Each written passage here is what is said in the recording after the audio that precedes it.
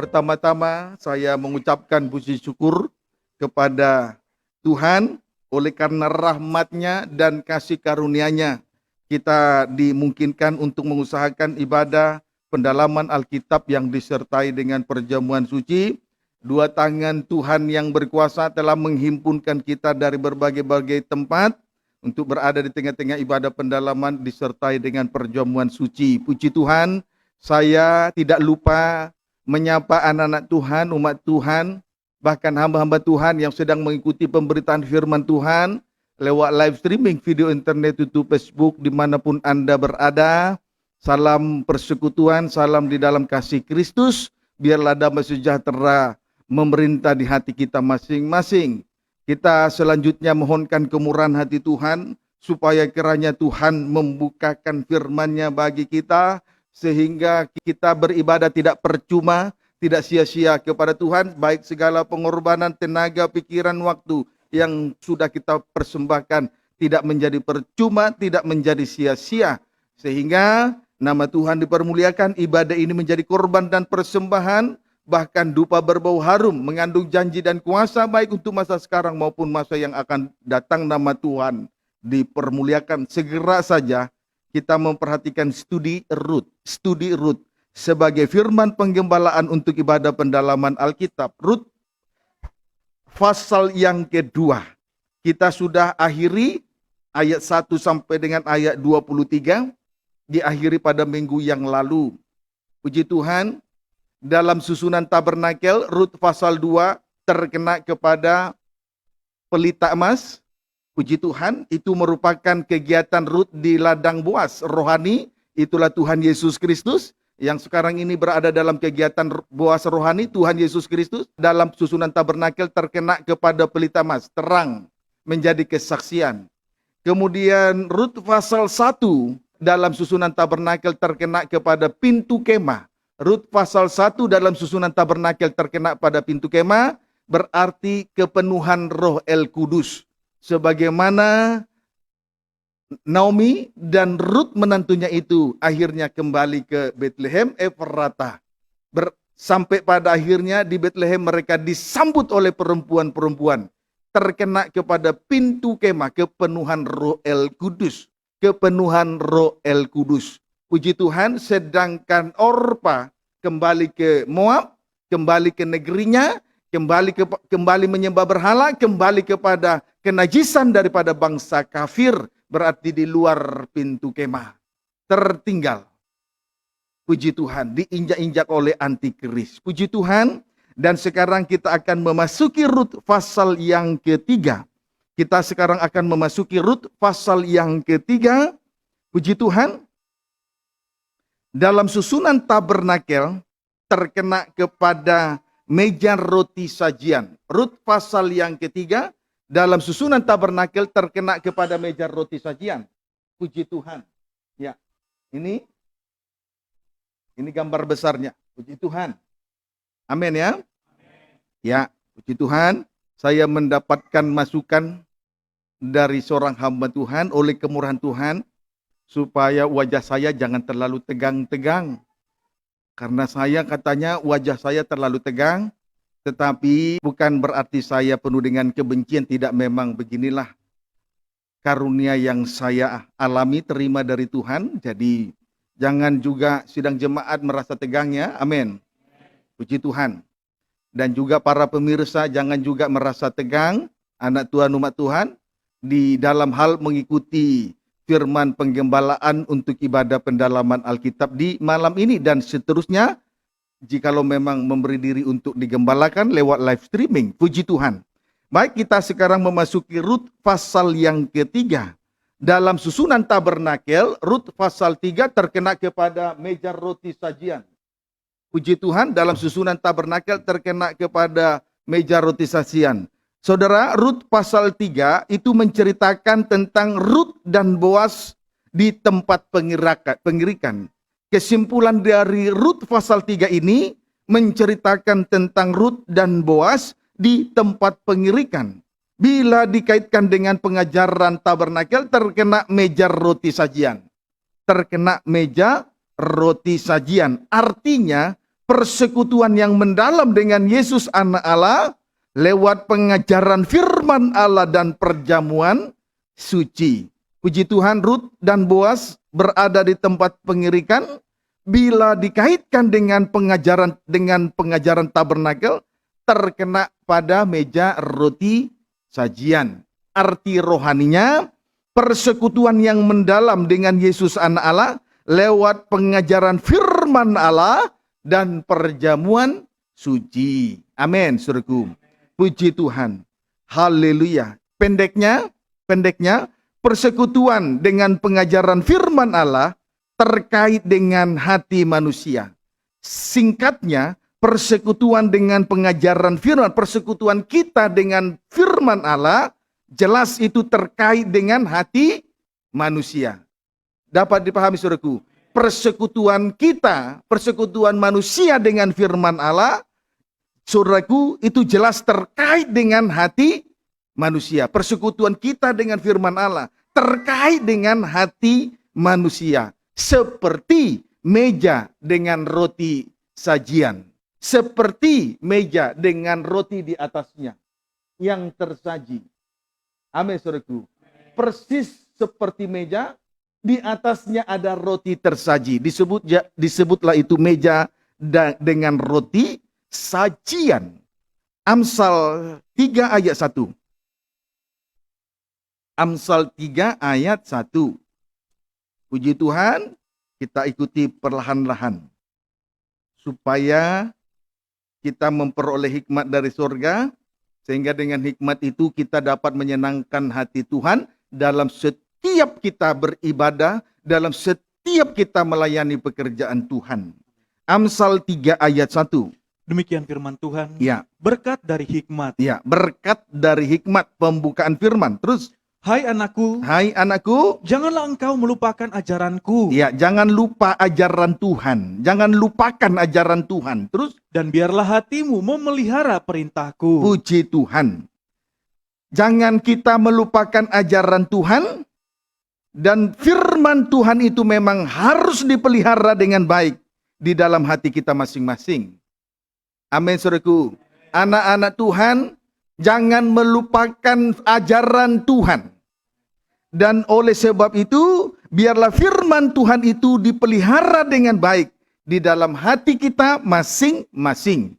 Pendeknya, hati manusia harus menjadi tempatnya firman Tuhan, supaya firman itu terpelihara dengan baik.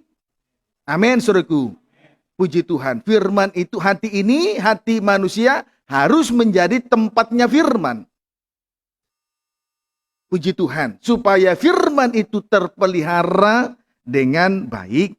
Lalu kita lanjutkan pada Amsal pasal 7 ayat 1 sampai 3.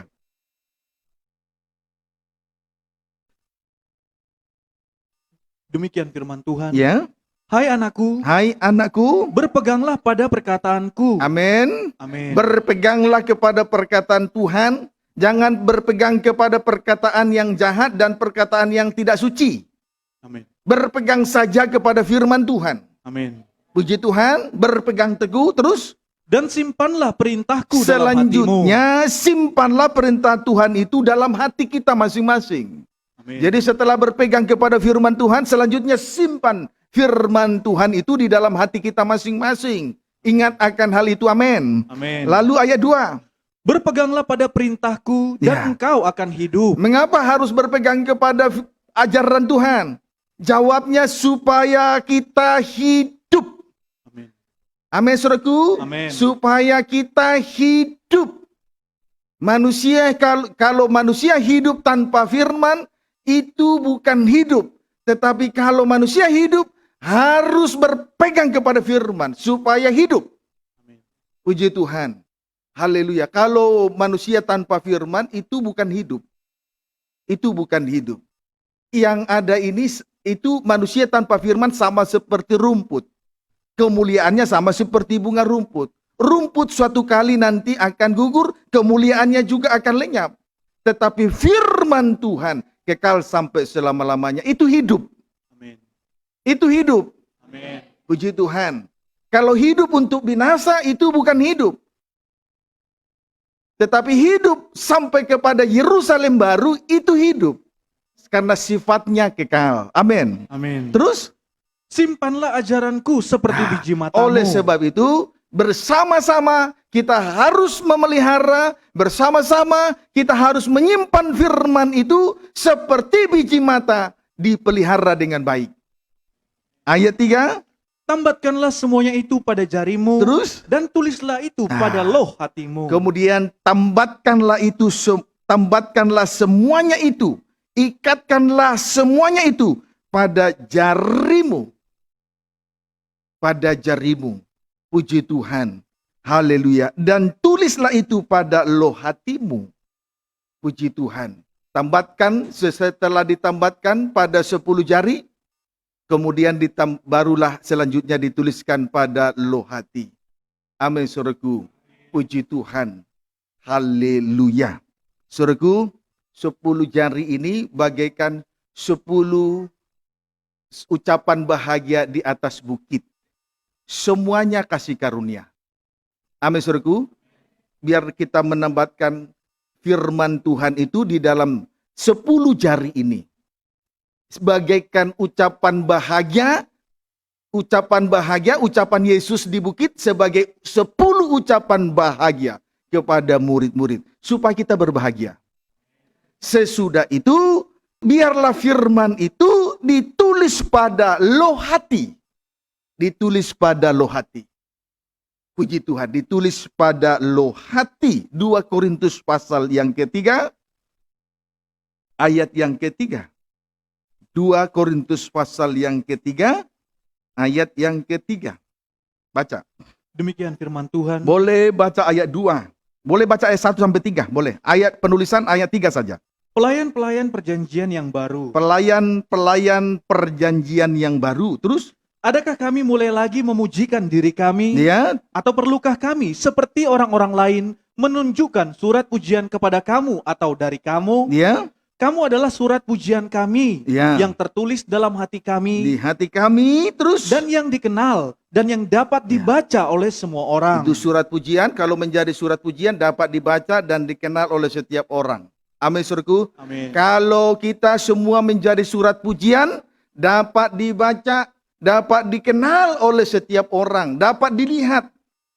Lebih jelasnya, itu ayat 1 sampai 2, ayat 3.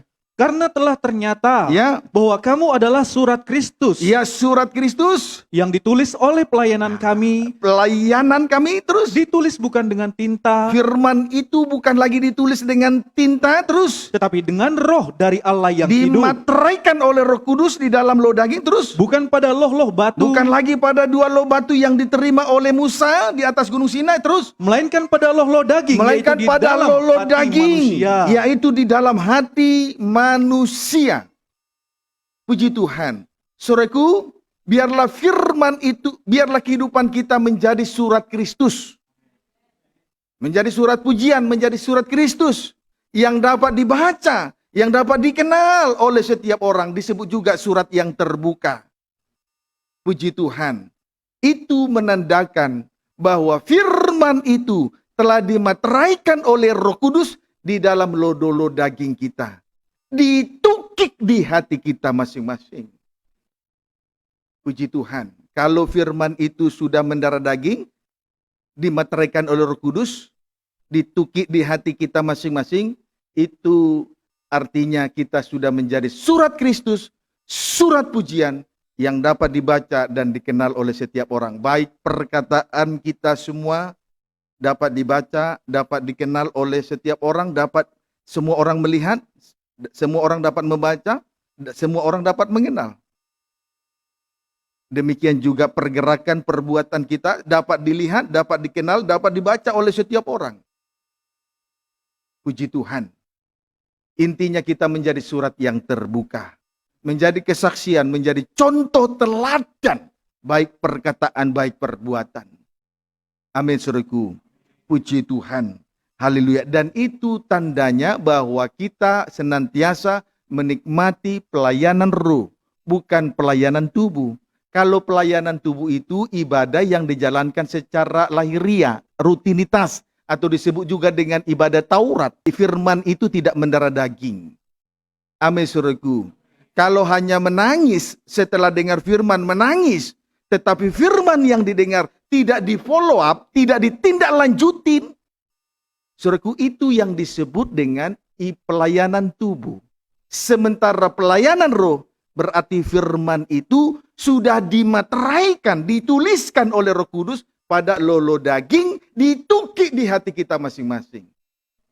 Itu tanda bahwa kita sudah menjadi surat Kristus dan surat pujian. Sehingga dapat dibaca, baik perkataan dapat dibaca, baik perbuatan, gerak-gerik sekecil apapun dapat dibaca. Manusia apalagi Tuhan. Amin, saudaraku. Puji Tuhan, kiranya dapat dipahami dengan baik. Kemudian, hal yang harus kita perhatikan, titik 2, maka kembali kita membaca Amsal pasal yang ke-7, ayat yang kedua. Silakan. Demikian firman Tuhan. Ayat 2 saja. Berpeganglah pada perintahku. Berpeganglah kepada perintah Tuhan, amin. Amin. Selanjutnya, Dan engkau akan hidup. ya, jaminannya hidup. Manusia hidup, itu jaminannya. Kalau kita berpegang kepada firman Tuhan, jaminannya kita hidup sampai selama-lamanya. Amin. Karena firman itu hidup, maka kita hidup. Amin.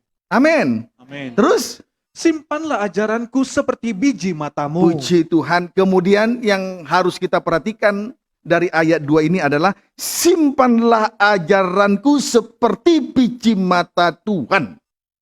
Haleluya. Artinya sejauh mana kita memperhatikan firman Allah di dalam hati kita, sejauh itulah Tuhan memelihara hidup kita. Terpelihara seperti biji mata Tuhan. Sejauh mana kita memelihara firman Tuhan di dalam hati ini, sejauh itulah Tuhan memelihara kehidupan kita seperti biji mata terpelihara. Tidak ada biji mata yang dibiarkan dimasuki oleh serbuk sedikit pun, apalagi selumber. Dapat dipahami, saudaraku. Maka Tuhan akan memelihara kehidupan kita sama seperti biji mata dipelihara dengan baik dan sempurna. Puji Tuhan. Haleluya. Rut 2 ayat 17. Rut 2 ayat 17.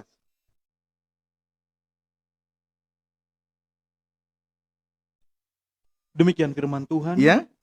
Maka ia memungut di ladang sampai petang. Ya. Lalu ia mengirik yang dipungutnya itu. Lalu ia mengirik yang dipungutnya itu terus. Dan ada kira-kira seeva jelai Ya, banyaknya. puji Tuhan. Rut mengirik jelai yang dipungutnya dari ladang Boas, ada kira-kira 1 efa jelai banyaknya. Kira-kira 1 efa jelai banyaknya. Artinya, oleh karena kelimpahan firman Allah, hidup Rut terpelihara seperti biji mata Tuhan. Amin, saudaraku. Artinya oleh karena kelimpahan firman Allah, hidup Rut terpelihara seperti biji mata. Puji Tuhan, kiranya dapat dipahami dengan baik. Kalau kita bandingkan dengan bangsa Israel, dalam perjalanan mereka di padang gurun selama 40 tahun, mereka dipelihara oleh Tuhan dengan roti yang disebut dengan manna. Dan tiap-tiap orang akan mengumpulkan manna itu 1 gomer tiap-tiap orang. Setiap orang akan mengumpulkan manna itu 1 gomer saja tiap-tiap orang setiap hari selama 40 tahun di padang gurun.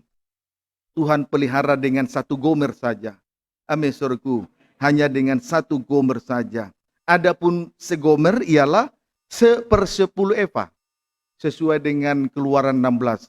Adapun segomer ialah 1/10 efa. Kesimpulannya 1 dibanding 10 itu adalah kasih karunia Allah atau kemurahan hati Tuhan. Amin. Kalau tadi hasil jelai yang dipungut dari ladang Boas lalu Rut mengiriknya, hasilnya adalah 1 efa.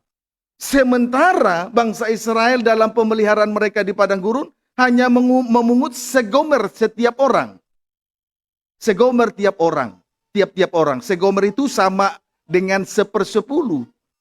Berarti 1 berbanding 10, jelas itu kemurahan bagi bangsa kafir. Amin, saudaraku. Jelas itu adalah kemurahan hati Tuhan bagi Rut, bangsa Moab, bangsa kafir. Sebagaimana dengan kisah perempuan Sirofenesia atau perempuan Kanaan yang juga merupakan bangsa kafir. Dia itu bukan bangsa Israel, sehingga ia digambarkan seperti anjing. Namun juga akhirnya beroleh kemurahan, beroleh kasih karunia. Karena pada akhirnya anjing itu makan remah-remah yang jatuh dari meja tuannya. Itu kemurahan. Amin saudaraku. Puji Tuhan. Haleluya. Contoh kemurahan. Atau satu eva, kalau satu gomer, 1/10 eva. Itu yang dipungut bangsa Israel setiap hari selama 40 tahun. Itulah pemeliharaan Tuhan kepada bangsa Israel. Tetapi kepada Rut 1 eva. 1/10 itu kemurahan loh, saudaraku. Amin saudaraku. Puji Tuhan. Lihat contoh kemurahan Imamat pasal 19. Contoh kemurahan bagi bangsa kafir, Imamat. Bangsa kafir berarti yang bukan bangsa Israel. Kita bangsa Indonesia bukan bangsa Israel. Kita bangsa kafir. Puji Tuhan, bukan bangsa yang bersunat. Imamat 19 ayat 9 sampai dengan ayat 10. Baca. Demikian firman Tuhan. Ya, Kudusnya hidup. kudusnya hidup. Itu judulnya. Terus, Pada waktu kamu menuai hasil tanahmu, ya, janganlah kau sabit ladangmu habis-habis sampai ke tepinya. 1, Dan janganlah kau pungut apa yang ketinggalan dari penuaianmu. 2, Juga sisa-sisa buah anggurmu, janganlah kau petik untuk kedua kalinya. 3, Dan buah yang berjatuhan di kebun anggurmu, janganlah kau pungut. Tetapi semuanya itu 4. haruslah kau tinggalkan bagi orang miskin bagi orang miskin dan bagi orang asing. dan bagi orang asing. Terus, Akulah Tuhan Allahmu. puji Tuhan. Suatu peraturan dan ketentuan yang berlaku di Israel, yakni pada waktu menuai hasil di ladang, ada peraturan dan ketentuan yang berlaku di Israel. 1 atau A, janganlah menyabut ladang habis-habis sampai ke tepinya. Amin. B, janganlah memungut apa yang ditinggalkan dari penuaian. C, janganlah memetik untuk kedua kalinya sisa-sisa buah anggur. D, janganlah memungut buah anggur yang berjatuhan. Puji Tuhan. Mengapa demikian? Mengapa Tuhan berikan peraturan ini? Mengapa peraturan ini berlaku bagi bangsa Israel? Tadi sudah dibaca, jawabnya karena semuanya itu adalah bagian orang miskin dan orang asing. Coba ulangi baca ayat 10. Cepat. Juga sisa-sisa buah anggurmu, Terus? janganlah kau petik untuk kedua kalinya. Ya, Dan buah yang berjatuhan di kebun anggurmu, janganlah kau pungut. ya. Tetapi semuanya itu harus kau tinggalkan Harus kau tinggalkan terus bagi orang miskin bagi orang miskin. dan bagi orang asing. Mengapa Tuhan keluarkan peraturan seperti itu? Karena Tuhan memperhatikan orang miskin dan orang asing. Tuhan sangat memperhatikan orang miskin dan orang asing loh saudaraku. Puji Tuhan. Dengan demikian, sekali lagi saya sampaikan, Tuhan sangat memperhatikan orang miskin dan orang asing. Sekarang kita akan melihat bukti bahwa Tuhan memperhatikan orang miskin terlebih dahulu. Sesudah itu nanti kita akan melihat Tuhan memperhatikan orang asing. Sekarang kita akan melihat bukti bahwa Tuhan memperhatikan orang miskin. Tuhan memperhatikan orang miskin. Saudara, Yesus rela menjadi miskin supaya kita menjadi kaya oleh karena kemiskinannya atau salibnya. Pendeknya, Tuhan sangat memperhatikan orang yang lemah lembut dan rendah hati. Sebagai gambaran dari orang-orang yang menyangkal dirinya dan memikul salibnya. Puji Tuhan. Jadi jangan kita ragu mengena dengan salib Kristus di tengah ibadah dan pelayanan dalam penggembalaan ini. Jangan kita ragu memikul salib Kristus. Puji Tuhan. Kiranya dapat dipahami dengan baik. 2 Korintus 8 ayat 9. Ini tentang memperhatikan orang miskin ya. Puji Tuhan. 2 Korintus pasal yang ke-8 ayat yang ke-9. Terlebih dahulu. Demikian firman Tuhan. sebelum kita baca beberapa ayat pada pasal 8 ini. Ayat yang ke-9 terlebih dahulu, 2 Kor 8 ayat 9. Pelayanan kasih. Ya, Karena kamu telah mengenal kasih Ya. karunia Tuhan kita. kamu telah mengenal kasih karunia. Amin. Kamu telah mengenal kemurahan. Kamu telah mengenal anugerah. Kamu itu telah mengenal tentang yang tidak layak menjadi layak.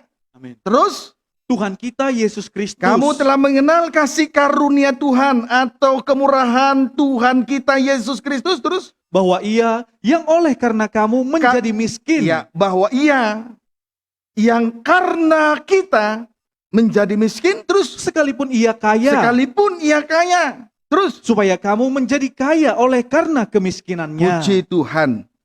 Oleh karena kita, Ia rela menjadi miskin. Sekalipun sebenarnya Ia kaya. Amin, saudaraku. Tujuannya supaya kehidupan manusia yang miskin ini menjadi kaya oleh karena kemiskinannya, sengsaranya di kayu salib. Amin. Jadi kita mengenal kasih karunia atau kemurahan hati Tuhan jelas dari salib, bukan dari berkat-berkat jasmani. Itu bonus saja. Kita mengenal kasih karunia karena kita rela memikul salib. Sehingga yang miskin menjadi kaya. Sama seperti Yesus Kristus. Ia yang kaya. Dia rela menjadi miskin. Dia rela meninggalkan bapaknya. Dia rela meninggalkan rumahnya di sorga. Segala kekayaan yang ada di dalam kerajaan sorga. Dia turun ke dunia ini dan mati di atas kayu salib. Supaya kehidupan kita yang berdosa. Supaya kehidupan kita yang miskin ini menjadi kaya oleh karena salib. Jadi manusia, setiap orang tidak akan pernah mengenal kasih karunia kalau dia tidak mau memikul salib. Dia tidak akan mengerti tentang kemurahan. Kiranya dapat dipahami dengan baik. Saya memperhatikan di antara sidang jemaat, kalau dia tidak mau memikul salib, dia tidak akan pernah mengenal kemurahan. Sekalipun dia sudah ditolong Tuhan. Sekalipun dia sudah diberkati oleh Tuhan. Beberapa orang yang saya lihat, sudah diberkati, tidak mengenal kasih karunia. Mengapa? Karena tidak mau memikul salibnya. Manusia mengenal kasih karunia karena ia mau memikul salibnya. Tapi ingat, orang yang memikul salib, orang yang rela miskin akan menjadi kaya oleh karena salib. Ingatlah, janji firman ya dan amin. Satu kali akan tergenapi, cepat atau lambat tergantung sejauh mana kita menyerah kepada pembukaan firman. Tergantung sejauh mana kita mau memikul salib. Kiranya dapat dipahami dengan baik. Amin, saudaraku. Puji Tuhan. Barulah kita melihat ayat 1. Dengan demikian kita telah mengenal kasih karunia Tuhan kita Yesus Kristus, bukan? Amin. Puji Tuhan. Jangan sampai kita tidak mengenal kasih karunia. Sebab itu jangan kita heran dengan sengsara salib. Kita memang harus terhubung langsung dengan salib. Harus mengena dengan salib. Tidak boleh menyingkir. Supaya kita mengenal kasih karunia. Puji Tuhan. Amin, saudaraku. Amin. Puji Tuhan. Ayat kita kembali. Kita awali. Ayat 1 dan ayat 2. Pelayanan kasih. Demikian firman Tuhan. Ya. Saudara-saudara, Saudara-saudaraku yang terkasih dalam Kristus Yesus, perhatikanlah ini sungguh-sungguh. Terus, kami hendak memberitahukan kepada kamu Ya. tentang kasih karunia yang dianugerahkan kepada jemaat-jemaat di Makedonia. kasih karunia dianugerahkan, dinyatakan, diberikan kepada jemaat-jemaat di Makedonia. Terus, Selagi dicobai dengan Ya. berat Terus? dalam pelbagai penderitaan, Terus? sukacita mereka meluap. iya, jangan menangis karena penderitaan, menangis karena dosa ya. Amin. Kalau rohani kanak-kanak menangis kalau tidak punya uang. Tapi tidak menangis dengan dosanya yang banyak itu. Nah, itu masih kanak-kanak, belum mengerti apa-apa. Dapat dipahami, saudaraku. Amin. Tapi lihatlah ayat 2.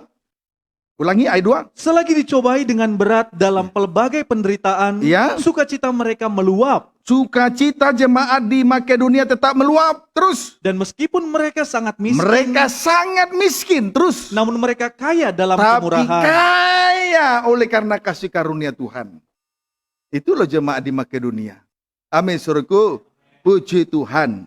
Jemaat di Makedonia ini limpah dengan kasih karunia Tuhan. limpah dengan kemurahan hati Tuhan, kaya dengan kasih karunia Tuhan. Sebagai bukti, selagi dicobai dengan berat dalam berbagai penderitaan, sukacita senantiasa meluap. Jadi dalam tekanan, dalam penderitaan, dalam pergumulan, sukacita tetap meluap. Tidak cengeng, tidak ada air mata, tidak cengeng, tidak makan, tidak cengeng, tidak punya uang, tidak cengeng kalaupun harus memikul salib dan menderita oleh salib. Tidak cengeng karena aniaya karena firman. Apa aniaya karena firman? Karena aturan firman kita harus mengembalikan 1/10. Karena aturan firman kita harus mempersembahkan persembahan khusus. Tidak cengeng. Tapi Yesus berkata kepada Maria, Ibu Maria, tangisi dirimu, jangan tangisi saya. Jangan tangisi Yesus yang disalib. Tangisi diri kita. Tangisi dosa-dosa yang kita perbuat. Dapat dipahami saudaraku. Itu yang pertama. Yang kedua atau 2B, mereka sangat miskin, namun mereka kaya dalam kemurahan. Miskin, berarti tidak punya apa-apa, tapi kaya dalam kemurahan hati. Amin, saudaraku. Puji Tuhan. Itu jemaat di Makedonia. Limpah kasih karunia. Sungguh mereka mengenal kasih karunia. Adakan lagunya? Aku telah mengenal kasih karuniamu, jadi miskin, supaya aku jadi kaya. Hosana, Hosana, bagi Yesus Tuhanku. Hosana, Hosana, Hosana, bagi Yesus Tuhanku. Puji Tuhan. Amin. Lanjut ayat 3 sampai dengan ayat 5. Aku bersaksi Ya, Rasul Paulus bersaksi terus. bahwa mereka telah memberikan menurut kemampuan mereka, Ya, bahkan melampaui kemampuan bahkan mereka. melampaui dari kemampuan mereka, memberi dari kekurangan. Terus Dengan kerelaan sendiri, dengan rela loh saudaraku, bukan dipaksa-paksa. Ini kadang dipaksa saja tidak mau. Terus mereka meminta dan mendesak kepada Ya, kami, ya, supaya justru mereka meminta, mendesak kepada Rasul Paulus, kepada rasul-rasul, terus supaya mereka juga beroleh mendapat kasih bagian karunia dan beroleh kasih karunia. Terus untuk mengambil bagian dalam pelayanan kepada orang-orang kudus. ayat 5. Mereka memberikan lebih banyak daripada yang kami harapkan. Iya, terus Mereka memberikan Ini loh. diri mereka, sudah mengenal kasih karunia. Terus mereka memberikan diri mereka pertama-tama kepada Allah, Ya. kemudian oleh karena kehendak Allah juga kepada kami. puji Tuhan. Jadi singkatnya, jemaat-jemaat di Makedonia ini betul-betul telah mengenal kasih karunia Allah. Amin, saudaraku. Sebab mereka memberi melampaui kemampuan mereka, atau memberi di luar kemampuan, memberi dari kekurangan, bukan memberi dari kelimpahan. Kalau memberi dari kelimpahan, semua bisa. Bahkan orang kaya yang tidak tergembala pun bisa memberi. Kalau memberi dari kelimpahan, orang di luar Tuhan bisa loh, saudara. Tapi bukan seperti itu yang Tuhan mau. Tapi betul-betul supaya kehidupan kita ini, hidup rohani kita ini sama seperti jemaat di Makedonia. Limpah kasih karunia. Dan betul-betul sudah mengenal kasih karunia. Memberi dari kekurangan. Dapat dipahami saudaraku. Puji Tuhan. Di dalam pelayanan kasih. Di dalam pelayanan kasih. Kiranya dapat dipahami dengan banyak. Bahkan mereka memberi lebih banyak daripada yang diharapkan oleh rasul-rasul. Bayangkan loh saudaraku. Sama seperti janda miskin zaman Yesus dalam Injil Markus pasal 11. Semua ahli Taurat, orang Farisi memberi dari segala kelimpahannya. Tetapi rupanya Tuhan melihat semua persembahan-persembahan itu. Akhirnya Yesus mengetahui bahwa persembahan yang besar adalah persembahan dari janda miskin. 2 peser 1 duit. Puji Tuhan. Karena dia memberi dari segala kekurangannya. Kalau mereka yang lain memberi dari segala kelimpahan. Di luar Tuhan bisa melakukan seperti itu. Jadi tidak usah heran kalau kita memberi karena ada, semua orang bisa. Tapi yang Tuhan mau supaya mata kita tercelik dan betul-betul melihat kasih karunia. Mengenal kasih karunia dengan jelas. Supaya kalau kita mempunyai pengertian ini, kita dapat menyenangkan hati Tuhan di tengah ibadah dan pelayanan. Kalau tidak akan pernah menyenangkan hati Tuhan selain menyenangkan daging dan di sekitar daging. Kiranya dapat dipahami dengan baik.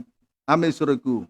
Jadi jemaat di Makedonia ini memberi lebih banyak dari yang diharapkan oleh rasul-rasul. Kemudian mereka tidak hanya memberikan harta mereka, mereka tidak hanya mempersembahkan harta mereka sebagai korban persembahan, tetapi ternyata juga memberikan diri mereka atau hidup mereka, dengan kata lain, mengabdikan diri atau menyerahkan diri mereka pertama-tama kepada Allah, kemudian kepada Rasul Tuhan, hamba-hamba Tuhan.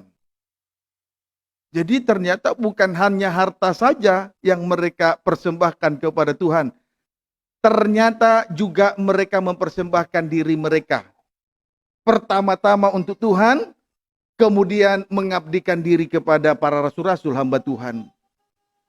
Sekali waktu kalau saudara bekerja di pastori, ya itu sudah firman Tuhan loh saudara. Amin saudaraku. Kalau saudara memperhatikan pekerjaan Tuhan di pastori, itu sudah firman Tuhan. Dapat dipahami saudaraku. Itu sudah firman Tuhan. Kiranya dapat dipahami dengan baik. Puji Tuhan. Haleluya. Saudaraku, apa yang telah diperbuat oleh jemaat di Makedonia ini, perkara itu kalau dikaitkan dengan tahbisan, atau penobatan imam-imam, atau pengangkatan pelayan Tuhan, jelas itu terkena pada domba jantan yang pertama. Puji Tuhan. Jadi, apa yang telah diperbuat oleh jemaat di Makedonia ini di hadapan Tuhan, perkara itu kalau dikaitkan dengan tahbisan, atau penobatan imam-imam, atau pengangkatan pelayan Tuhan, terkena pada domba jantan yang pertama. Kalau dikaitkan dengan pentahbisan, imam-imam itu terkena kepada domba jantan yang pertama. Segala sesuatu yang diperbuat oleh jemaat Makedonia ini di hadapan Tuhan, kalau dikaitkan dengan tahbisan imam, terkena tahbisan atau penobatan atau pengangkatan imam-imam pelayan Tuhan, itu terkena kepada domba jantan yang pertama. Keluaran 29 ayat 1. Keluaran 29 ayat 1. Ya, silakan. Demikian firman Tuhan. Ya. Mengenai pentahbisan Harun dan anak-anaknya. Pentahbisan, pengangkatan, penobatan hamba Tuhan, pelayan-pelayan Tuhan.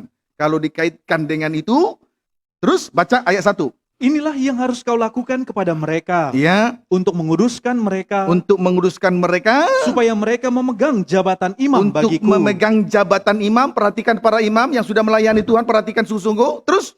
Ambillah seekor lembu jantan muda. Ambil seekor lembu jantan muda terus. Dan 2 ekor domba jantan yang tidak bercela. Dan 2 ekor domba jantan yang tidak bercela.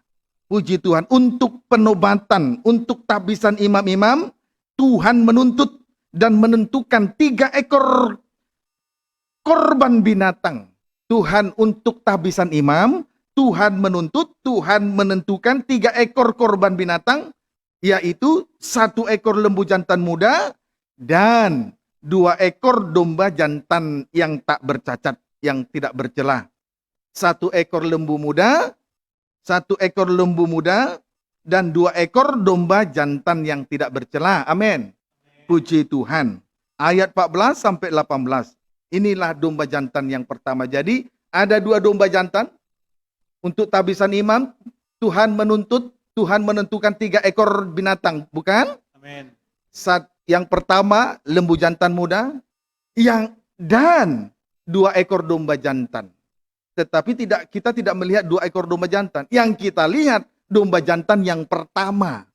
Karena itu terkait dengan penyerahan daripada jemaat di Makedonia ini terkena, kalau dikaitkan dengan tabisan, terkena dengan domba jantan yang pertama. Maka kita akan lihat domba jantan yang pertama dalam ayat 14 sampai 18. Demikian firman Tuhan. Ya. Tetapi daging Boleh baca ayat 14 sampai 18, baca. Demikian firman Tuhan. Tetapi daging lembu jantan itu, kulitnya dan kotorannya haruslah kau bakar habis dengan api di luar perkemahan. Iya. Itulah korban penghapus dosa. Itu korban penghapus dosa, lembu jantan yang pertama, lembu jantan muda. Tapi ini domba jantan yang pertama, 15 sampai 18. Kemudian haruslah kau ambil domba jantan yang satu. Yang satu atau yang pertama, tadi 2 domba jantan toh? Amin. Nah, ini domba jantan yang pertama, yang satu, yang pertama, terus Lalu haruslah Harun dan anak-anaknya meletakkan tangannya ke atas kepala domba jantan itu. saat pengangkatan tabisan imam, terlebih dahulu menaruh 2 tangan, itu persekutuan dengan Kristus dan korbannya. Puji Tuhan, jadi seorang imam harus bersekutu dengan korban. Tidak boleh melayani sesuka hati tanpa korban. Itu sebabnya berkali-kali saya sampaikan, ayo periksa dulu hati, mau melayani apa tidak. Kalau belum ada persekutuan, terserah ambil keputusan. Mau lanjut melayani atau sebagai sidang jemaat saja dulu, ya silakan. Harus ada persekutuan dengan Kristus sebagai kepala dan korbannya. Amin. Amin. Baru ayat 16. Haruslah kau sembeli domba jantan itu. Domba jantan pertama itu terus. Dan kau ambillah darahnya. Ya. Dan kau siramkan pada mezbah sekelilingnya. Puji Tuhan, untuk melayani kita harus menjadi korban di tengah ibadah dan pelayanan ini, saudaraku. Amin. Amin, saudaraku. Amin. Disiramkan pada sekeliling mezbah, harus menjadi korban untuk orang lain, untuk sidang jemaat. Terus, haruslah kau potong-potong domba jantan itu. kemudian domba jantan yang pertama itu selanjutnya, langkah selanjutnya dipotong-potong sesuai dengan bagian-bagiannya. Terus, menurut bagian-bagian tertentu. ya, Kau basuhlah isi perutnya ya, dan betis-betisnya. Dan kau Terus? taruh itu di atas potongan-potongannya dan di atas kepalanya. ya, sesudah dibasuh, ditaruh juga di atas kepalanya itu nanti bersama dengan potongan-potongan dari domba jantan pertama itu. Terus, Kemudian haruslah kau bakar seluruh domba Nah, jantan itu di atas mezbah. seluruhnya domba jantan itu dibakar di atas mezbah korban bakaran. Terus, Itulah korban bakaran, Ya. suatu persembahan yang harum bagi Tuhan, Ya. yakni suatu korban api-apian bagi Tuhan. puji Tuhan. Haleluya. Singkatnya, intinya di sini bahwa korban domba jantan yang pertama ialah penyerahan diri sepenuhnya untuk taat kepada kehendak Allah. Sebab seluruh binatang domba jantan pertama itu harus dibakar di atas mezbah korban bakaran. Dari kepala sampai ekor. Bahkan isi perut dan betisnya sesudah dibersihkan pun harus dibakar sampai habis. Itu berbicara tentang penyerahan diri sepenuhnya untuk taat kepada kehendak Allah. Sebab semua daging dari domba jantan yang pertama itu dari kepala sampai ekornya dibakar sampai hangus di atas mezbah korban bakaran. Dan menjadi korban api-apian yang baunya sampai ke hadirat Tuhan. Nah, dibakar sampai hangus. Itu penyerahan diri seorang imam. Penyerahan dirinya sepenuhnya untuk taat kepada kehendak Allah. Bukan lagi taat kepada pemikirannya. Bukan lagi taat kepada kepentingannya. Bukan lagi taat kepada kehendak manusia dan kehendak sidang jemaat. Tapi taat kepada kehendak Allah. Jadi sampai hangus. Menjadi korban api-apian yang baunya sampai hadirat Tuhan. Menembusi tata Allah. Bayangkan loh saudaraku. Seringkali kita membawa korban hanya menyenangkan hati manusia. Tetapi kalau kita membawa korban domba jantan yang pertama itu, maka semuanya dibakar sampai hangus. Sebagai korban api-apian. Baunya sampai hadirat Tuhan. Menembusi tata Allah. Bayangkan loh saudaraku. Tidak ada yang bisa menghalangi. Malaikat tidak bisa menghalangi. Apa saja tidak bisa menghalangi. Sampai menembusi tata Allah. Itu loh kalau penyerahan diri sepenuh untuk taat kepada Allah. Sampai hangus. Termasuk perut dan betis. Sesudah dibasuh. Juga harus dibakar di atas mezbah korban bakaran. Isi perut itu menunjuk bagian dalam. Bagian yang terbaik. Itu manusia batinnya. Kalau tubuh bisa saja kita baik-baik, tapi belum tentu manusia dalam, manusia batinnya. Jadi isi perut bagian yang terbaik manusia batinnya, itu juga dibakar habis. Sedangkan betis itu menunjuk perjalanan rohani kita. Juga dibakar sampai habis. Setelah kita terima Yesus, setelah kita diangkat jadi imam, perjalanan rohani kita ke depan harus dibakar sampai hangus. Camkanlah apa yang Tuhan sudah nyatakan bagi kita, terkhusus yang sudah melayani pekerjaan Tuhan, sungguh-sungguh. Puji Tuhan, kiranya dapat dipahami dengan baik. Haleluya, puji Tuhan. Begitu ya, itulah penyerahan diri, pengabdian diri dari jemaat di Makedonia ini. Kalau dikaitkan dengan tahbisan, terkena kepada domba jantan yang pertama. Amin. Kita kembali membaca 2 Korintus pasal yang ke-8 tadi. Puji Tuhan. Pengertian surgawi turun ke bumi, itu juga mengubah karakter toh. Amin. Puji Tuhan. Tidak perlu saya bilang, ayo sungguh-sungguh. Pengertian surgawi itu akan mengubahkan karakter kita. 2 Korintus 8 ayat yang ke-4, baca. Demikian firman Tuhan. Ya, Dengan kerelaan sendiri, Ya. mereka meminta dan mendesak kepada kami, kepada hamba-hamba Tuhan, rasul-rasul, terus. supaya mereka juga beroleh kasih karunia Ya. untuk mengambil bagian dalam pelayanan kepada orang-orang Puji Tuhan. kudus. Penyerahan diri sepenuh untuk taat kepada kehendak Allah harus dengan segala kerelaan hati, bukan dengan paksaan. Amin, saudaraku. Harus dengan kerelaan hati, bukan dengan paksaan.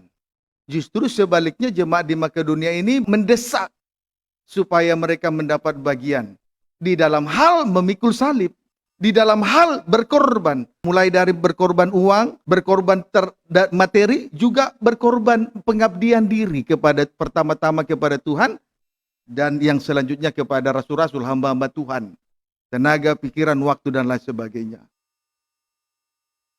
Dengan segala kerelaan, bukan dengan keterpaksaan. Kalau melayani jangan terpaksa. Kalau berkorban jangan terpaksa. Puji Tuhan, kiranya dapat dipahami dengan baik. Lalu ayat yang ke-6 dan 8. Demikian firman Tuhan. Ya, Sebab itu boleh baca ayat 5? mereka memberikan lebih banyak daripada yang kami harapkan. Terus, Mereka memberikan diri mereka pertama-tama kepada Allah. pengabdian pertama-tama kepada Allah, terus. Kemudian oleh karena kehendak Allah Iya, juga kepada kami. juga kepada hamba-hamba Tuhan. Itu harus dimengerti. Ayat 6.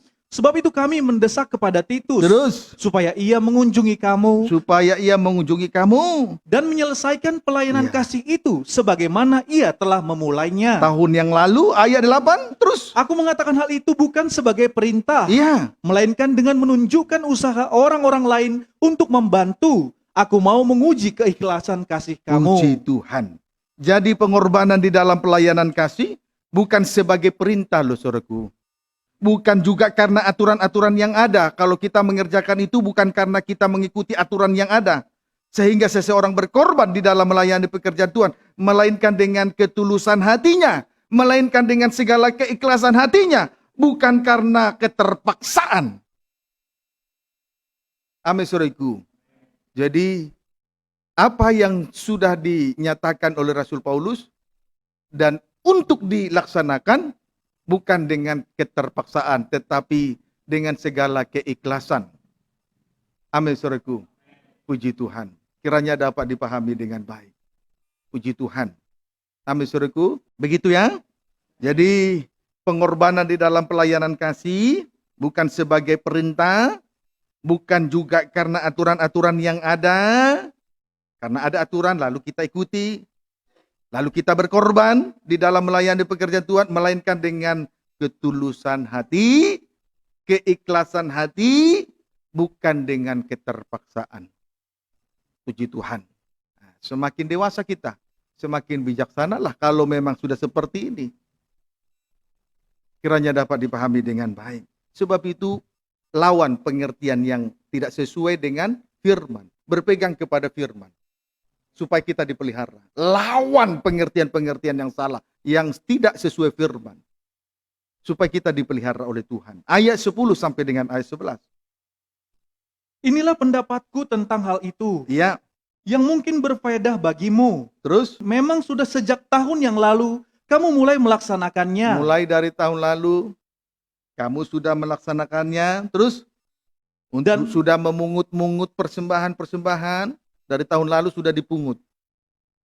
Terus Dan mengambil keputusan untuk menyelesaikannya juga. ya, ayat 11. Maka sekarang Ya. selesaikan jugalah pelaksanaannya itu. Iya. Terus Hendaklah pelaksanaannya sepadan dengan kerelaanmu. iya, terus Dan lakukanlah itu dengan apa yang ada padamu. puji Tuhan. Haleluya. Jadi saudara, dari ayat 10 sampai ayat 11 ini, pelayanan kasih itu, untuk pelayanan kasih itu, bagi yang berkorban sudah dilaksanakan dari sejak 1 tahun yang lalu. Dalam cerita ini. Amin, saudaraku. Puji Tuhan. Demikian juga tidak lama lagi kita akan melaksanakan agenda tahunan kita, yakni kebaktian Natal Persekutuan, pengajaran pembangunan tabernakel, atau yang disingkat kebaktian Natal PPT. Sebagai anggota agenda tahunan, jika Tuhan izinkan, akan diselenggarakan pada tanggal 18 dan 19 Desember 2020, selama 2 hari, Senin dan Selasa. Puji Tuhan, kita akan adakan kebaktian sebanyak 3 sesi, 3 kali atau 3 sesi. Puji Tuhan. Kiranya hal itu kita kerjakan, kita laksanakan sampai dengan selesai. Amin, saudaraku. Namun di dalam menyelesaikan pelaksanaan itu, perlu diperhatikan 2 hal. 1, dilaksanakan sepadan dengan kerelaan hati kita masing-masing. Sepadan dengan kerelaan hati kita masing-masing. 2, melakukannya berdasarkan apa yang ada pada kita. Tuhan tidak memaksa, saudara. Kita memberikan, kita berkorban sesuai dengan apa, sepadan dengan apa yang kita punya. Tuhan tidak paksa, Tuhan itu tidak otoriter. Makanya harus dengan kerelaan hati. Amin. Puji Tuhan. Itulah tentang Tuhan mengasihi orang miskin. Akhirnya jemaat di Makedonia menjadi kaya oleh karena kemiskinan tuh. Karena jemaat Makedonia mengenal kasih karunia. Karena salib. Yang miskin menjadi kaya. Nah itu loh. Bertitik tolak dari 1 Eva. Jelai yang dipungut di ladang Boas. Kita ini ada di ladang Boas rohani. Itulah Tuhan Yesus Kristus. Setelah dia mengirik yang dipungutnya, hasilnya 1 Eva. Sementara bangsa Israel dipelihara dengan mana selama 40 hari, selama 40 tahun, hanya dengan 1 gomer. Setiap hari tiap-tiap orang. Ukuran 1 gomer sama dengan 1/10 Eva. Jadi 1:10 loh, saudaraku. Itu kemurahan bagi Ruth, bagi gereja bangsa kafir. Kita ini bangsa Indonesia, bangsa kafir. Itu kemurahan. Kalau sampai malam ini kita boleh menikmati kelimpahan pembukaan firman hikmat surgawi, itu kemurahan. Kalau kemurahan sudah betul-betul dalam kemurahan yang sempurna, nanti bangsa Israel cemburu. Puji Tuhan. Sebab itu dimulai dari kita bangsa kafir ini. Amin, saudaraku. Sekarang tentang Tuhan memperhatikan orang asing.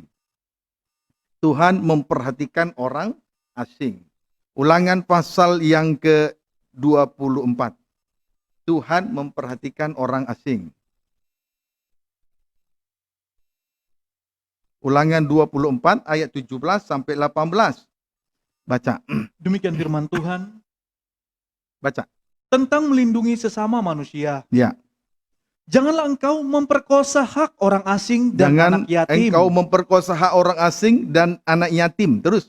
Juga janganlah engkau mengambil pakaian seorang janda menjadi gadai. Terus. Haruslah kau ingat bahwa engkau pun dahulu budak di Mesir. Pendatang. Orang asing di Mesir. Terus. Dan engkau ditebus Tuhan Allahmu dari Ya. sana. Itulah sebabnya aku memerintahkan engkau melakukan hal ini. Puji Tuhan. Di sini kita melihat suatu peraturan yang berlaku di Israel, yaitu janganlah memperkosa atau mengambil dengan paksa hak orang asing. Jangan mengambil dengan paksa hak orang asing. Jangan merampas hak orang asing. Amin, saudaraku. Itu peraturan yang berlaku di Israel. Mengapa peraturan ini diberlakukan? Alasannya adalah sebab bangsa Israel pernah menjadi orang asing atau pendatang di Mesir. Kalau kita pernah merasa sakit dipukul, jangan kita memukul orang lain. Rasakan apa yang kita rasakan. Rasakan apa yang dirasakan oleh orang lain. Amin, saudaraku. Puji Tuhan. Ayat 19. Apabila engkau menuai di ladangmu, Ya. lalu terlupa seberkas di ladang, Terus? maka janganlah engkau kembali untuk mengambilnya. Ya. Itulah bagian orang Itu asing, bagian orang asing. Terus? anak yatim dan janda, Terus? supaya Tuhan Allahmu memberkati engkau dalam segala pekerjaanmu. Puji Tuhan. Kemudian pada saat musim menuai di ladang, saudara, lalu terlupa seberkas di ladang. Terlupa, ketinggalan ada seberkas di ladang. Aturannya adalah janganlah kembali ke ladang untuk mengambilnya. Jangan kembali. Kalau sudah terlupa berkas yang ketinggalan, seberkas ketinggalan di ladang, kalau lupa jangan kembali mengambilnya. Itu aturan yang berlaku di Israel. Amin, saudaraku. Mengapa demikian? Sebab itu bagian dari orang asing atau bagian dari orang pendatang. Saudaraku, saya tambahkan soal ini. Manfaat bila hal ini dilakukan, segala pekerjaan akan diberkati oleh Tuhan. Manfaat kalau aturan ini dikerjakan, dituruti. Manfaatnya adalah segala pekerjaan kita di muka bumi ini. Apapun jenis pekerjaan kita, tentu pekerjaan yang positif. Maka pekerjaan itu diberkati Tuhan.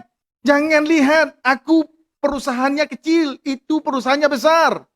Tapi kalau kita betul-betul melakukan apa yang menjadi aturan ini, melupakan seberkas yang ketinggalan di ladang, jangan diambil. Mengapa ada aturan itu? Karena itu bagian orang asing. Lalu kalau kita lakukan peraturan semacam ini, jelas Tuhan berkata di sini tadi, segala pekerjaan yang kita kerjakan diberkati. Itu loh, apapun yang dikerjakan oleh tangan ini loh, saudaraku. Diberkati. Jadi jangan lihat aku perusahaannya kecil, itu perusahaan. Enggak, bukan itu. Ukurannya aturan firman yang kita dengar dan kita lakukan, saudaraku. Diberkati, titik. Puji Tuhan. Lepaskan pengertian yang lama. Ikuti aturan firman. Maka pekerjaan diberkati. Aminkan malam ini. Puji Tuhan. Pendeknya, melupakan atau tidak menuntut kembali segala sesuatu yang kita berikan, manfaatnya, pekerjaan atau segala sesuatu yang kita kerjakan diberkati oleh Tuhan. Apa yang kita berikan, lalu kita lupakan saja begitu saja, tidak usah dituntut kembali, maka balasannya adalah, manfaatnya adalah bagi kita untuk kita sekarang adalah segala pekerjaan kita diberkati. Dapat dipahami, saudaraku. Puji Tuhan. Haleluya. Ayat 20.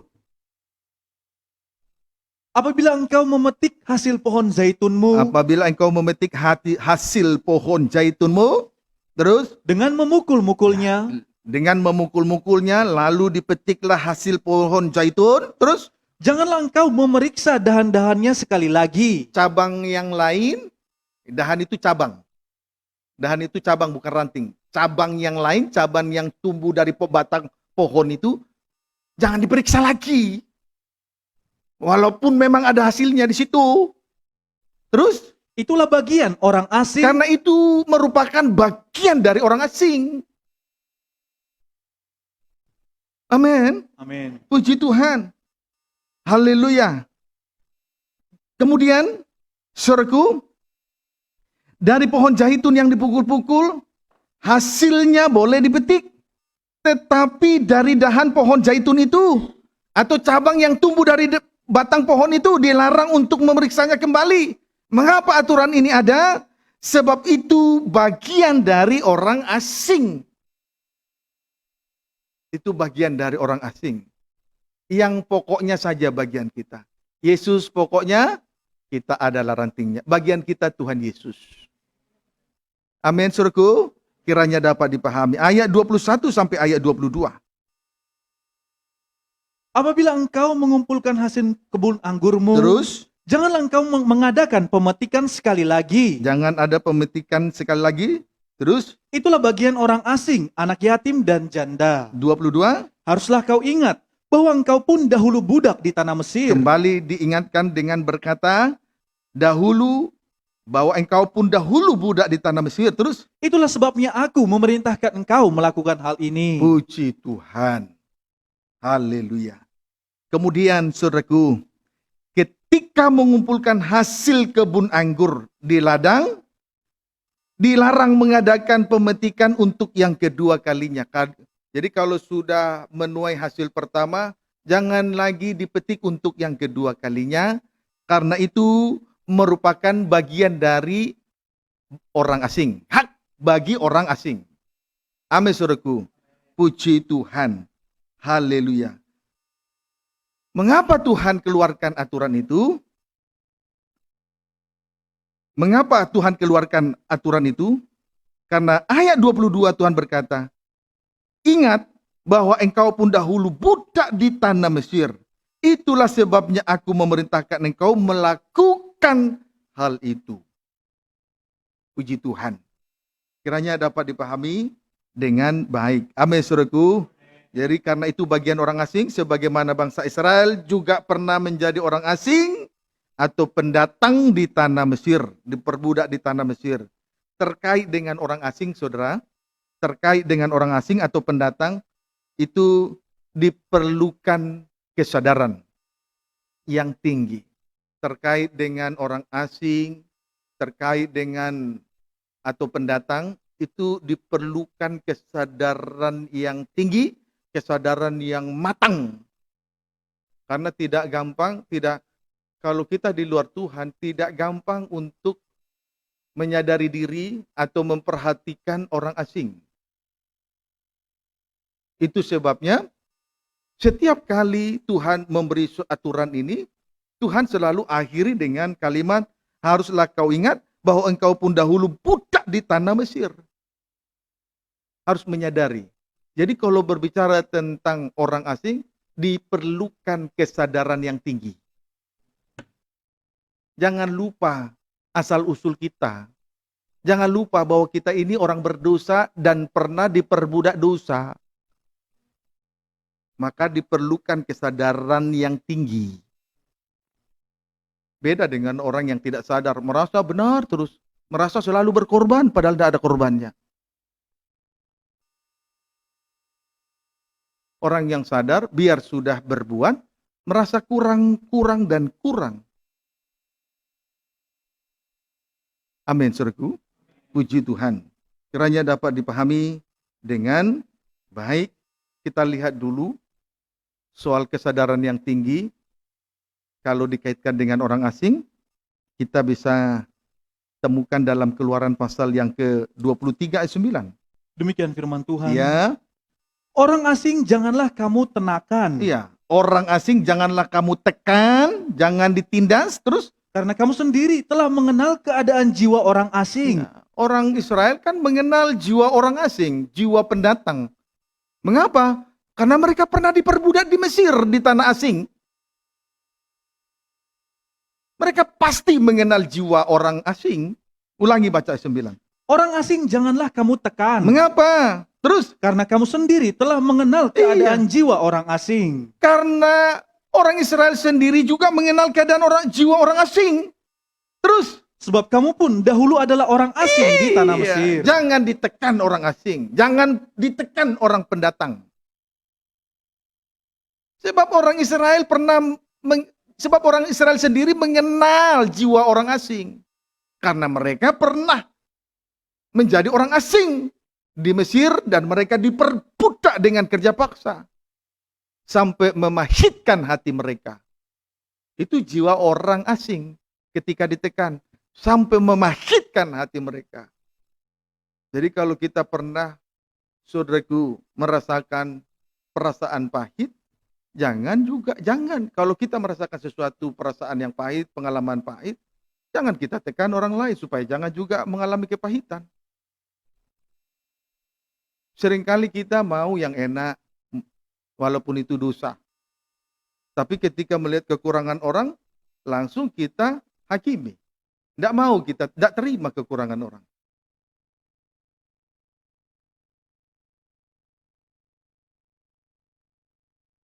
Amin, saudaraku. Puji Tuhan. Maka itu sebabnya saya katakan kalau berbicara tentang hak orang asing, diperlukan kesadaran tinggi. Kita harus mengenal orang asing. Kalau ditekan, akan mengalami kepahitan sampai memahitkan hati mereka. Dapat dipahami, saudaraku. Dan kita pun sebetulnya pendatang di bumi ini. Kiranya dapat dipahami dengan baik. Kita ini pendatang di bumi ini. Amin, saudaraku. Kita ini orang asing di bumi ini. Sebetulnya pada awalnya Tuhan menciptakan langit dan bumi dan segala isinya. Kemudian Tuhan menciptakan manusia dari seonggok tanah liat, dibentuk oleh dua tangan Tuhan. Kita tanah liat, Tuhanlah penjunan. Dan kita dibentuk sesuai dengan gambar dan rupa Allah.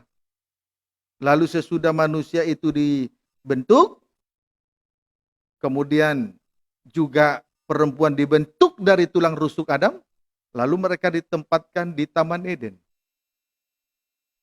Tetapi karena mereka melanggar hukum Allah, akhirnya mereka jatuh dalam dosa karena melanggar hukum Allah, akhirnya mereka menjadi telanjang. Terlihatlah banyak kekurangan-kekurangan. Sama artinya merusak gambar dan rupa Allah. Dan oleh karena itulah, Tuhan mengusir mereka dari Taman Eden. Bagaikan kita sekarang ini terlempar di bumi ini. Sebagai pendatang, sebagai orang asing. Maka kalau berbicara tentang orang asing, diperlukan kesadaran yang tinggi. Dewasalah, bijaksanalah. Kalau sudah mengerti, kalau kita sudah mendapatkan hikmat pembukaan firman, harus semakin dewasa oleh pengertian semacam ini. Kiranya dapat dipahami dengan baik. Mazmur 103 ayat 14.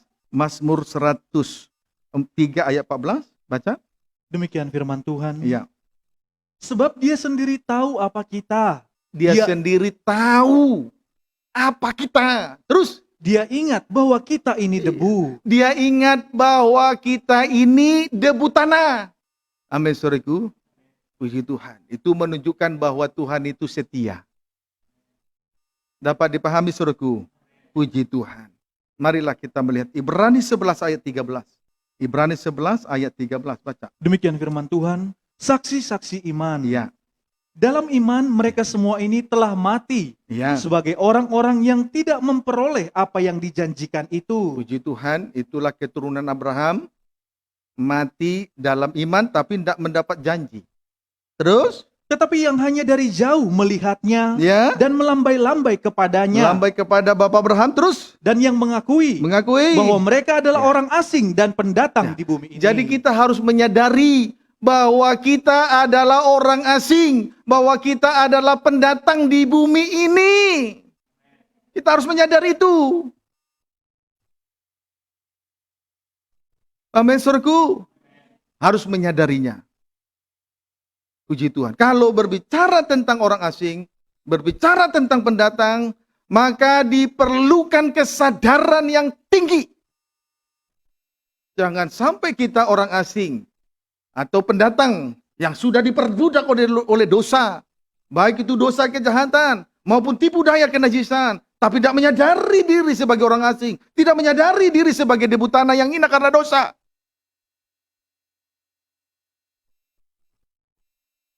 Diperlukan kesadaran yang tinggi. Puji Tuhan. Haleluya. Lalu ayat yang ke-14 dan 16.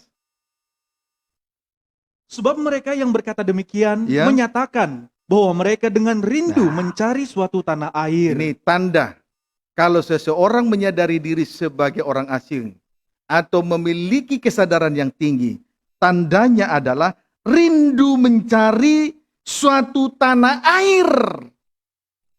Mengapa ada kerinduan dari kesadaran yang tinggi sebagai orang asing? Menyadari diri sebagai orang asing. Mengapa rindu dengan tanah air? Rindu suatu tanah air.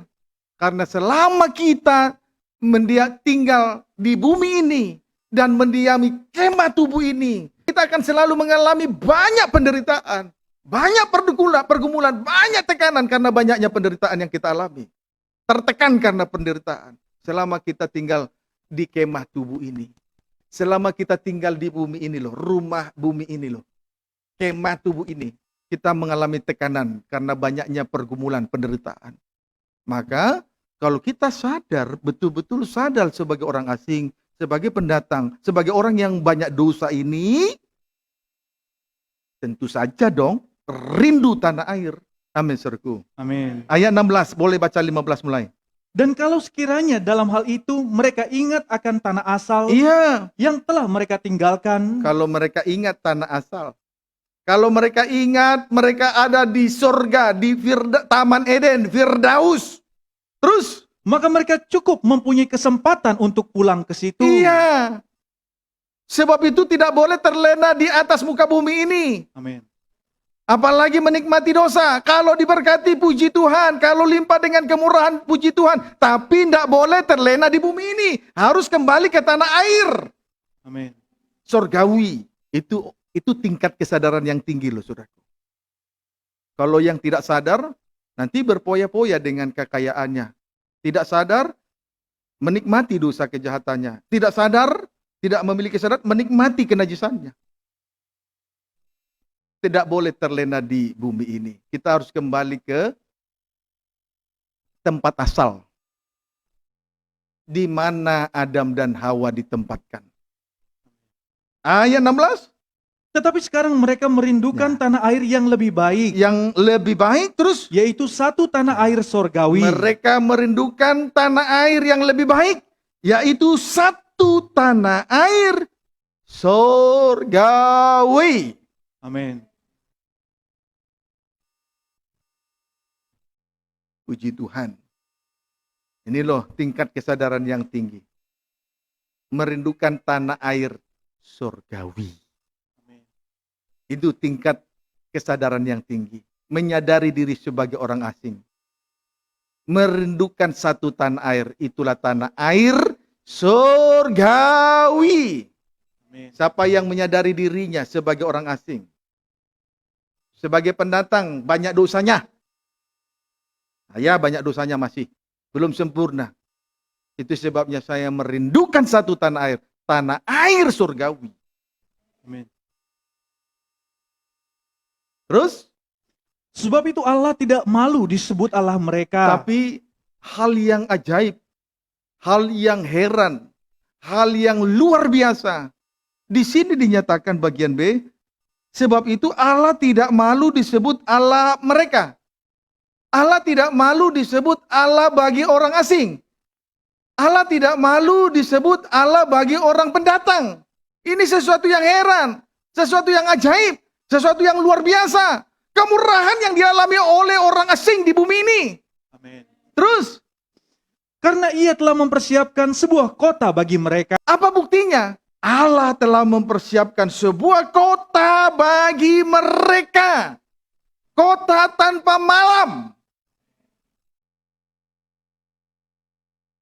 Yerusalem baru. Puji Tuhan. Kiranya dapat dipahami dengan baik. Amin, saudaraku. Puji Tuhan. Yang luar biasanya, sebab itu Allah tidak malu disebut Allah mereka. Allah bagi orang asing, Allah bagi pendatang. Apa buktinya Allah tidak malu?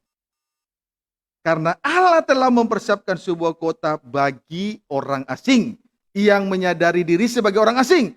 Memiliki kesadaran tingkat tinggi bahwa dia orang asing, bahwa dia orang pendatang. Kalau tidak menyadari diri sebagai orang asing, ya sibuk di dunia ini berbuat dosa, menikmati dosa, terlena di bumi, tidak mau mengingat kembali ke asal semula, tanah air surgawi. Kiranya dapat dipahami dengan baik. Amin, saudaraku. Untuk apa seseorang memiliki harta, memperoleh seisi dunia ini kalau dia harus kehilangan nyawanya? Maka tentu saja kita harus menyadari bahwa kita adalah orang asing. Apa buktinya? Merindukan satu tanah air surgawi. Tidak terlena dengan menikmati dosa kejahatan dan menikmati dosa kenajisan di bumi ini. Sebab itu penderitaan kita di tengah ibadah dan pelayanan ini tidak sebanding dengan kebahagiaan yang akan kita terima di surga. Kiranya dapat dipahami dengan baik. Nah, oleh sebab itu kita bersyukur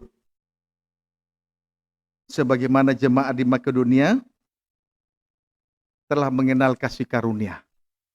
Betul-betul mengenal kasih karunia. Efesus pasal 2. Ayat 13. Terlebih dahulu loncat 18-19. Ayat 13, 18-19. Efesus 2. Demikian firman Tuhan. Ya. Dipersatukan di dalam Kristus. Dipersatukan di dalam Kristus. Ya, silakan. Tetapi sekarang di dalam Kristus Yesus, Ya. kamu yang dahulu jauh sudah menjadi dekat oleh darah Kristus. Yang dahulu jauh sudah menjadi dekat oleh darah salib Kristus. Amin. Yang dahulu jauh itu menunjuk kepada bangsa kafir, sudah menjadi dekat, sudah menyatu dengan orang yang dekat, bangsa Israel. Jelas kalau yang dahulu jauh bangsa kafir menyatu dengan yang dekat, bangsa Israel, jelas itu karena darah salib Kristus. Jelas itu oleh karena kasih karunia. Amin. Amin, saudaraku. Amin. Menjadi satu kawanan, satu warga kerajaan sorga. Ayat 18-19.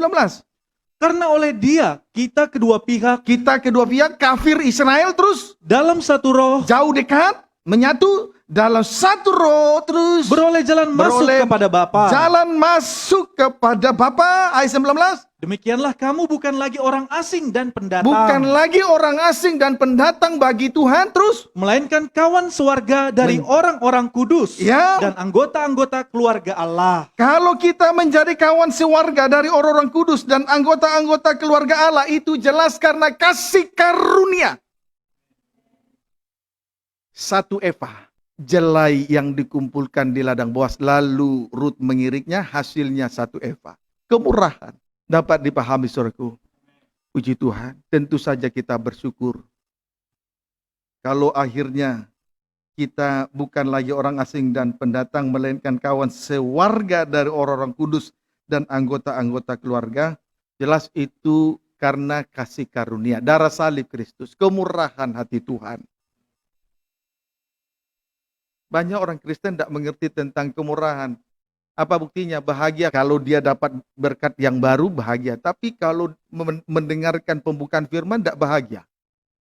Tidak mengenal kasih karunia. Hanya bahagia kalau ada motor baru, rumah baru, ya tidak salah. Tapi rasanya jauh lebih bahagia kalau kita mengenal kasih karunia dengan baik. Bijaksanalah. Supaya kita bukan Kristen-Kristenan.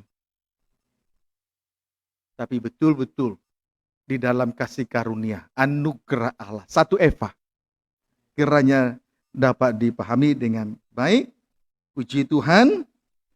Jadi pendatang oleh karena darah Kristus, kasih karunia Tuhan, sama seperti Rut sebagai orang asing dan pendatang, ia mengumpulkan jelai di ladang Boas lalu mengiriknya, dan hasil pengirikan itu ada kira-kira satu eva. Puji Tuhan. Haleluya. Ya, hal yang harus diketahui. Imamat 24 ayat 6.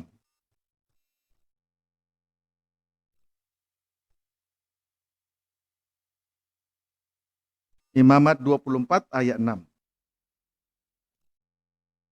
Imamat 24 ayat 6 baca. Demikian firman Tuhan, Ya. roti sajian. Ya. Tadi terkait dengan Rut pasal 3 Itu berbicara tentang Rut berada di pengirikan bersama dengan Boaz, toh? Amin. Puji Tuhan, dalam susunan tabernakel terkena kepada meja roti sajian. Meja tersaji dengan 12 ketul roti yang sudah disusun 2 bagian. Puji Tuhan. Imamat 24 ayat 6. Engkau harus mengaturnya menjadi 2 susun. Iya, 6 buah sesusun di atas meja dari emas murni Iya. itu di hadapan Tuhan. 12 ketul roti diatur di atas meja dari emas murni. 2 susun, 6 buah sesusun di atas meja dari emas murni itu. Puji Tuhan. Artinya, untuk menjadi tempatnya firman Allah, hati kita sudah terlebih dahulu harus suci dan murni. Amin, saudaraku. Emas itu menunjuk kesucian dan kemurnian. Lihat kemurnian Rut. Kita kembali memperhatikan Rut pasal 2 ayat 2-3. Demikian firman Tuhan. Ya, Maka Rut perempuan Moab itu berkata kepada Naomi, ya, biarkanlah aku pergi ke ladang memungut bulir-bulir jelai Ya. di belakang orang yang murah hati kepadaku. mohon izin. Lalu, terus Dan saut Naomi kepadanya, pergilah anakku. diizinkan oleh Naomi. Ayat 3. Pergilah ia, lalu sampai di ladang dan memungut jelai di belakang penyabit-penyabit. Terus, Kebetulan ia berada di tanah milik Boas yang berasal dari kaum Elimelek. iya, ini loh, puji Tuhan. Rut menyampaikan permohonannya untuk pergi ke ladang memungut bulir-bulir jelai di belakang orang yang murah hati. Lalu Naomi mengabulkan, mengizinkan permohonan Rut menantunya itu. Amin, saudaraku. Puji Tuhan. Dan setibanya di ladang, ia pun memungut jelai di belakang penyabit-penyabit, tepat atau sesuai dengan perkataannya kepada Naomi. Amin, saudaraku. Puji Tuhan. Namun, tanpa dia sadari, ternyata Rut itu berada di ladang Boaz. Yang notaben adalah kaum Elimelek. Dia tidak pernah tahu kalau sebelumnya ladang tempat dia mengirik itu ladangnya Boaz, kaum Elimelek.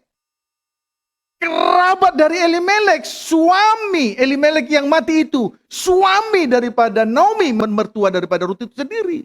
Dia tidak sadar itu. Ayat 2 dia pamitan, dia permisi supaya bekerja di ladang orang yang murah hati di belakang penyabit-penyabit. Ayat 3 dia lakukan tepat seperti yang dia katakan kepada Naomi mertuanya. Tepat loh sesuai perkataannya. Ada kalanya setelah diizinkan, tidak sesuai dengan permohonan tadi. Tapi Rut tidak seperti itu. Tepat seperti dengan perkataannya, permohonannya. Minta izinnya kepada Naomi. Lalu dia diizinkan. Tetapi tanpa dia sadari, ia berada di ladang Boaz.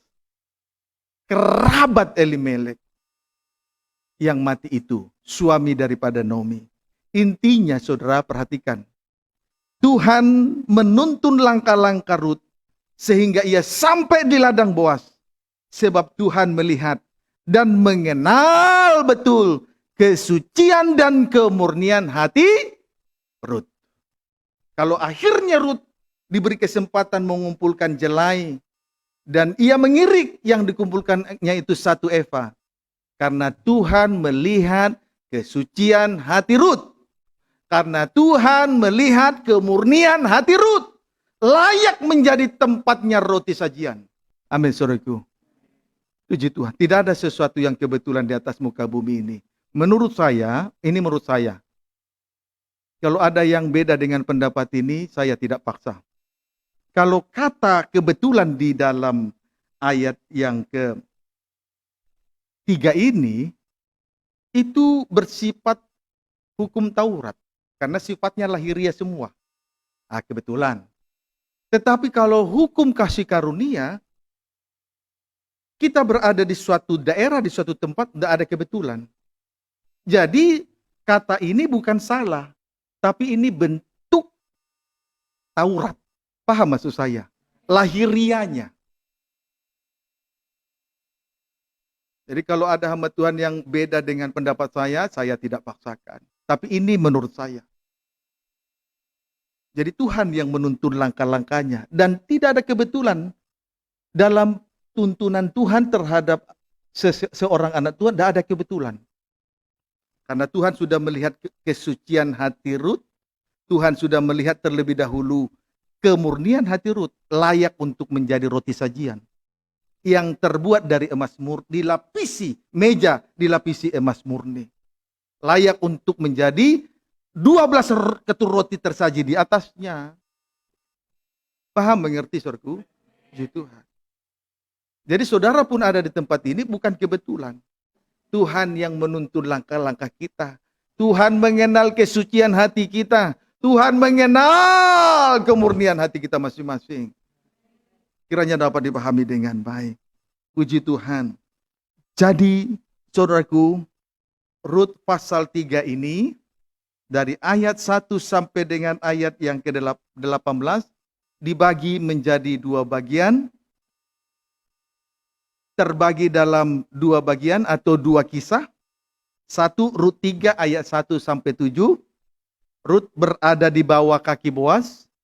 2, Rut 3 ayat 8 sampai dengan ayat 14, Rut memohon agar Boas menjadi penebusnya. Untuk dua perkara ini kita akan ikuti dalam studi di minggu yang akan datang. Jika Tuhan izinkan, kita terus berdoa supaya Tuhan kembali melawat dan memberkati hidup rohani kita sama seperti Rut. Tuhan Yesus memberkati kita semua.